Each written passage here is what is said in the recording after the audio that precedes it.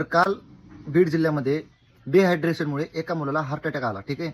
तर मी तुम्हाला जायच्या आधी सांगितलं होतं की ग्राउंडला जायच्या आधी एक पाण्याची बॉटल आणि इलेक्ट्रॉलच्या पुड्या न्या, त्याचबरोबर फळे न्या, मोसंबी न्या, संत्री न्या, केळी न्या. तरी पण तुम्ही जर ऐकत नसाल तर तुम्ही म्हणजे हलगर्जीपणा करताय. ठीक आहे. तुम्ही हलगर्जीपणा करू नका. काही गोष्टी तुम्हाला बरोबर बाळगायच्याच आहेत जेणेकरून अशा घटना परत होणार नाही. पाण्याची बॉटल न्या आणि इलेक्ट्रॉल 100% न्या. एक लिटर पाण्यामध्ये एक पुडी इलेक्ट्रॉल टाका, त्याने तुमची ताकद आहे तशीच राहते. लक्षात घ्या. तुम्ही 8ला आत घुसला की तुमचं ग्राउंड 1ला, 1.5ला, 2ला येणारच आहे. त्यामुळे मी असंही सांगितलं होतं एका व्हिडिओमध्ये की ज्याचं ग्राउंड 2चं आहे त्यांनी 1.5ला एंट्री करा, ज्याचं ग्राउंड 12ला आहे त्यांनी 11:30ला एंट्री करा, ज्याचं ग्राउंड सकाळी आहे त्यांनी टायमावर नाही गेलं तरी चालेल, 1-2 तास उशिरा जावा.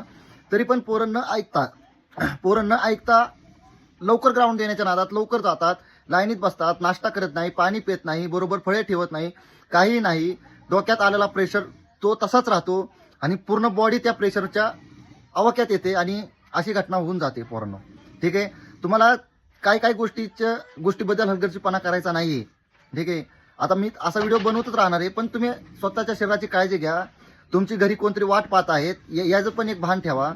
50-100 रुपयानं काही होत नाही मित्रांनो. तुम्हाला खरं तुमच्या शरीराची काळजी घेणं गरजेचं आहे. एक भरती गेल्यामुळे काही नाही मित्रांनो, दुसरी तुम्ही देऊ शकता. ठीक आहे. चला भेटू परत आपण. जय हिंद, जय महाराष्ट्र.